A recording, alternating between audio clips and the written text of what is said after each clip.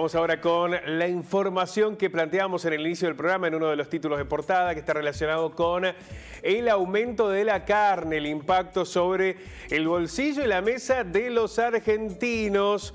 Hay que decir que en medio de un consumo que ha sido dañado, porque hubo además una baja, desde el Instituto de Promoción de la Carne Vacuna Argentina se indicó que ya en noviembre pasado el precio promedio de la carne vacuna había registrado un aumento del 7,4% y se hablaba de un 53,6% interanual. La realidad de la problemática en la Argentina que nos lleva a analizar este contexto con Miguel Schiaretti, presidente de la Cámara de la Industria y Comercio de Carnes. Miguel, ¿cómo estás? Muy buenos días.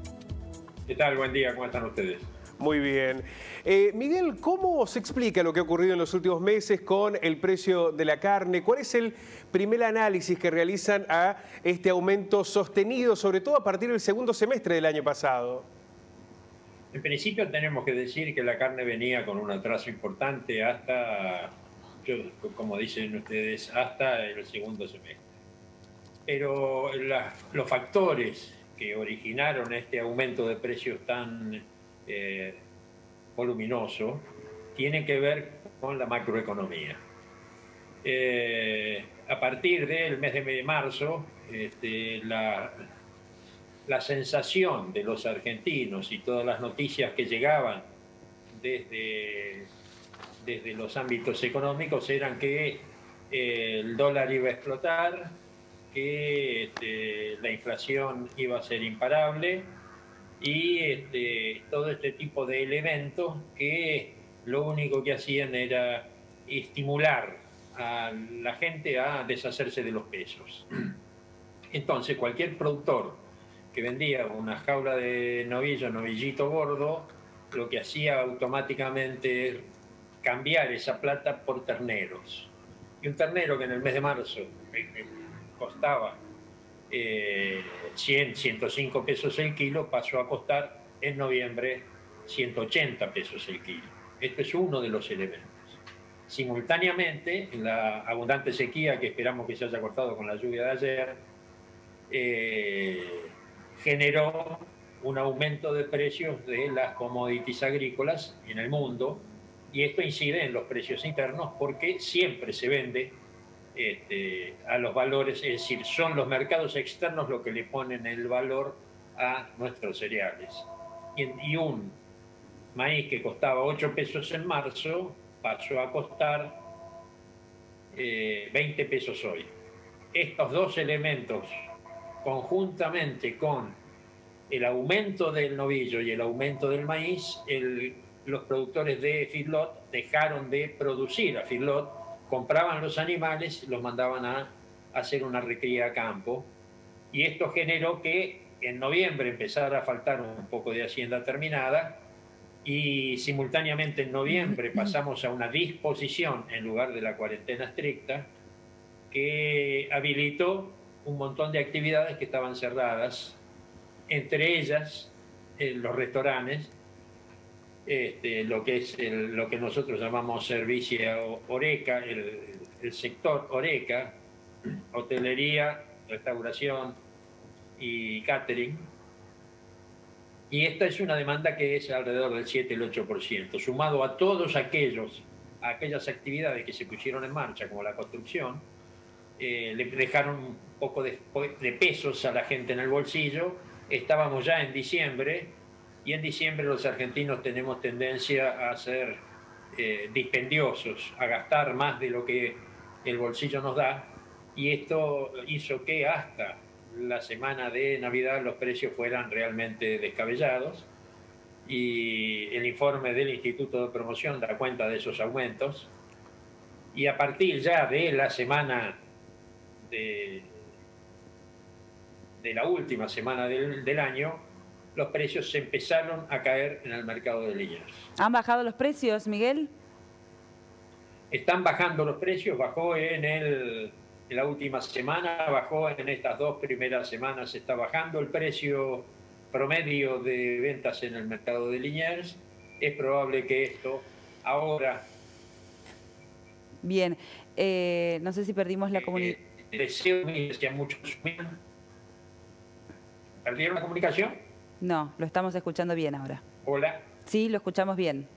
Bueno, le decía que aquellos que en diciembre el deseo superó el bolsillo flaco, en enero no va a poder ser porque ya no hay aguinaldo, porque ya satisficieron el deseo y me parece que no van a convalidar los precios actuales de la pizarra de las carnicerías. Miguel, quiero consultarle usted entre los factores de la suba, mencionó el precio del maíz en los mercados internacionales, entonces consultarle qué impacto puede llegar a tener esto que fue una avanzada del gobierno, después retrocedió, pero las restricciones a la exportación de maíz, el objetivo es que se quede en Argentina al menos un cupo para que pueda abastecer a la producción de proteína de carne. ¿Usted cree que esta medida puede ser efectiva a la hora de bajar el precio en la góndola para el consumidor? No, no va a ser para nada efectiva. Aquel que tiene maíz, que lo cosechó en marzo del año pasado y lo tiene aún hoy, 8 meses después, en un silo bolsa, lo va a seguir teniendo porque lo que está haciendo ese productor es conservar un bien sin pérdida de valor. Si lo hubiera vendido o si lo vende ahora, con la expectativa de que esto también puede seguir, el precio del maíz puede seguir subiendo, y no solo el precio del maíz, el dólar también puede seguir subiendo. El productor lo que quiere es conservar el valor de lo que tiene y no quedarse con pesos, que en realidad tiene mucho temor a quedarse con los pesos porque los pesos cada vez compran menos cosas. Miguel, a la par de que suben las ventas, suben los precios, ¿bajan las ventas de alguna manera? Porque muchas veces se le exige al consumidor que si hay una abrupta suba, bueno, actúe como un órgano contralor y diga, bueno, yo dejo de comprar tal corte o dejo de comprar en tal cantidad para ayudar a regular ese mercado y que bajen los precios. ¿Esto ocurrió? ¿Hay menos ventas y esto puede impactar de alguna manera en los precios? Sí, sin ninguna duda. El poder del consumidor es muy grande. No hay ninguna duda que esto es así. Yo le decía, el poder adquisitivo del salario, como está muy deprimido, va a terminar regulando los precios en el mercado. Esto es lo que ocurrió en la última semana de diciembre. Los abastecedores no vendían porque el carnicero decía, se cortó la venta, no puedo vender estos precios. Y entonces por eso es que cayeron, y en la primera y segunda semana de enero está pasando lo mismo. Sí sirven esa actitud del consumidor, porque además si no tiene plata no puede consumir. Si quiere consumir carne, va y compra lo que tenía dispuesto a gastar en la carnicería y llevarse un poco menos de carne, y esto hace que el carnicero venda menos. Y si el carnicero vende menos, en lugar de una media res por día, o 2 o 3 o las que venda cada carnicería, baja un poco menos, y cuando baja menos, la demanda de consumo nos regula los valores en el mercado de Liniers. ¿Cómo están retrocediendo los precios en Liniers para retomar lo que decía recién y más o menos anticiparnos a lo que debería suceder después en las pizarras de las carnicerías? El promedio de Liniers de estas últimas 2 semanas da entre 15 y 20 pesos por debajo de los máximos de la semana de Navidad. Esto es lo que viene ocurriendo hasta ahora. Yo creo que todavía tiene una caída por recorrer. Recordemos también que en diciembre cierra el año fiscal para la mayoría de los productores. Entonces los productores no quieren vender en diciembre porque le aparece una utilidad que es falsa, porque vende porque tiene el animal terminado y porque necesita plata para seguir produciendo, pero le aparece como utilidad, como ganancia, y eso le cuesta el 35%, que es el impuesto a las ganancias. Entonces muchos productores en diciembre no venden, esperan para vender en enero, que es lo que va a ocurrir en estos próximos días. Y entonces, con una oferta más abundante y con una demanda que se va a deprimir por el valor que tienen hoy los precios, seguramente van a terminar haciendo que retroceda otros 10 o 15 pesos en el mercado de Liniers. Miguel, ¿son efectivos los planes en los que se anuncian cortes a bajo precio con acuerdos con el gobierno nacional? Porque da la impresión que al menos en el interior argentino esos cortes nunca llegan y que terminan siendo un anuncio que tampoco impacta en el resto de las carnicerías. En realidad esos anuncios tienen que ver con el relato que hace este gobierno para sus votantes, que son los que para mí no sirve porque las ofertas que aparecen son muy poco porcentaje del consumo nacional, y por otro lado aparecen solo se venden en grandes superficies, y no en todos lados hay grandes superficies, y por otro lado